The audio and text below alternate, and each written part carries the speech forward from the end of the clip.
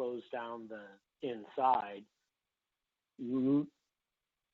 Most people will give you the space to do that, and then you're sucked up on the inside. And if you carry more momentum through the corner and more speed through the corner, you can pass people. So the mindset's a little different. It's about carrying momentum and being smooth. And that's another one of the key differences is it's all about carrying momentum and turning the wheel less, which is very similar to standing on the brakes less. Because, I mean, anyone who's bump started a shifter cart in the pits knows that if you turn the wheel, you come to a stop and you throw whoever's giving you a bump start over the top of your head because the whole cart stops like you're standing on the brakes. Okay. And that carries over, that corollary, that observation that people have seen carries over absolutely in road racing. The less you turn the steering wheel, the better off you are. Okay. Joe, is there anything you want to add? I would just throw, just as a sort of caveat to that, I would just say that people that do well on sprint tracks do well on road tracks. It's yeah. There is a little bit of, there's some nuance there for sure, which is what Erik is talking about, but nobody should be, intimidated that they're going to have to learn like a different driving style or something. It's just, it's still just racing. Yeah. And worst case scenario, go ahead, Erik. I was going to say, in worst case scenario, you can always come and talk to people. I mean, there's time in between the races to be able to chat with each other, and it's fun. We're all there because we're having a good time. Yeah, and we're chatty people and kind of, you can bounce ideas off of people and chat with them, right? And that is one of the things I've noticed both as a driver. I'm not an experienced road racer, but my whole one race as a driver, and then also working different events for another karting company out there.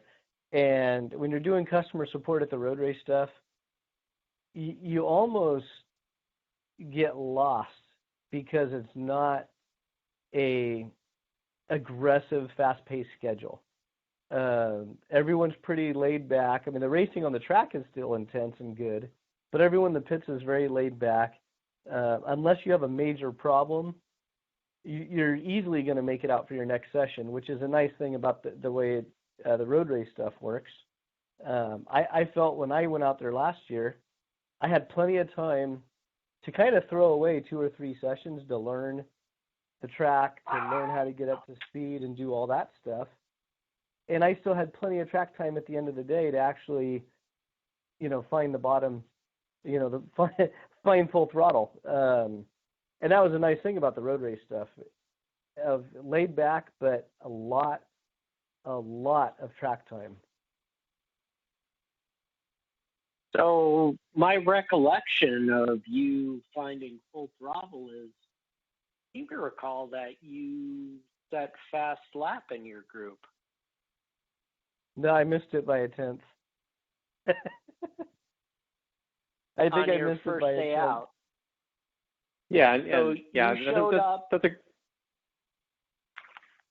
Yeah, it definitely. I'm not gonna lie, my cart was pretty dialed rolling out of the, trailer. I was pleasantly surprised how good the cart was. Basically taking my sprint setup right to the track. And you showed up a little scared, and you came up to speed, and dang, you were fast. Yeah, well, I was timid. I mean, when you're going down the straightaway and your helmet's moving around from all the wind, it's not frightening. It's a different experience.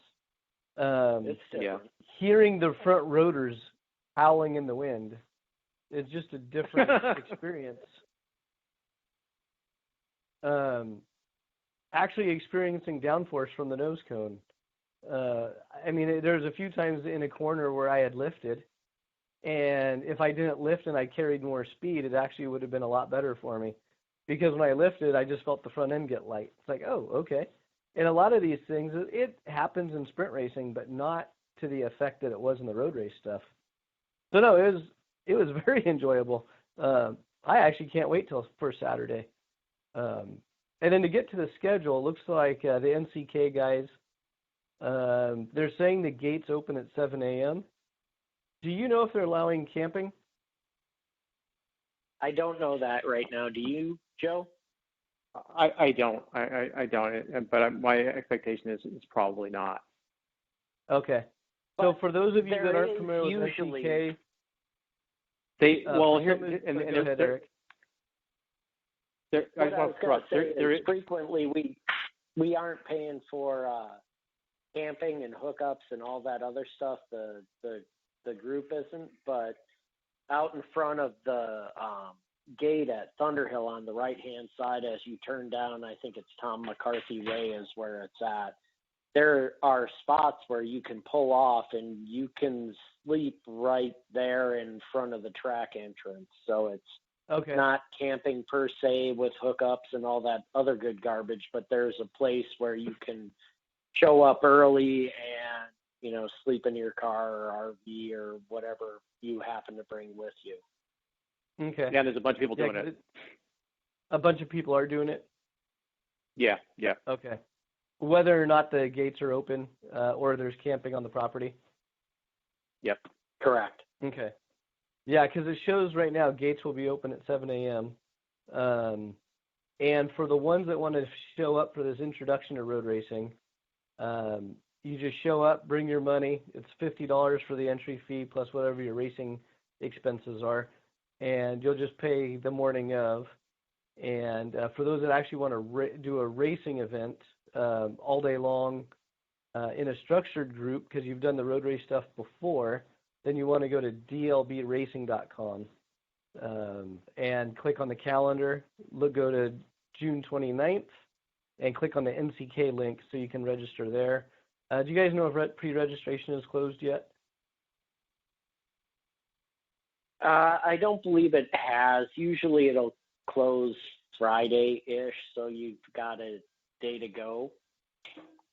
But seeing how Jim's going to be there, I think, running the show, there may be room for late entries, but unfortunately I don't have good solid information one way or the other right now. Yeah, I didn't see where they had already cut it off when I looked.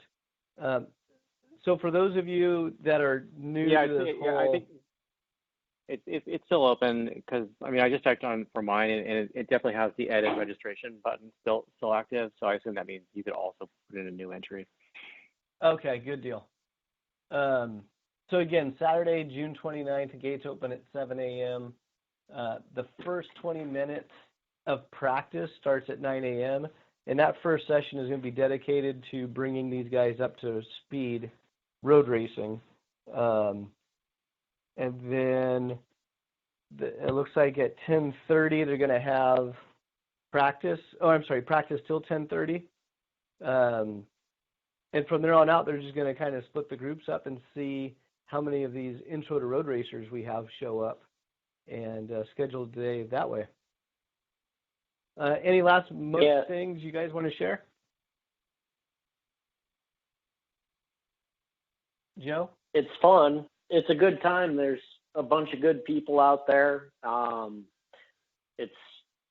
From my perspective, I've been hanging out with NCK for quite some time, and it's, I've got my son. He usually helps out around there, and it's pretty family oriented, and it's freaking competitive when we're out on the track, and then we go back to being normal people in between the two, and there's usually people who are willing to help you, and it's a good time. It's fun. And Joe, if you have any interest in road racing or just racing in general, this is the perfect time to try this. The price is, it's effectively free.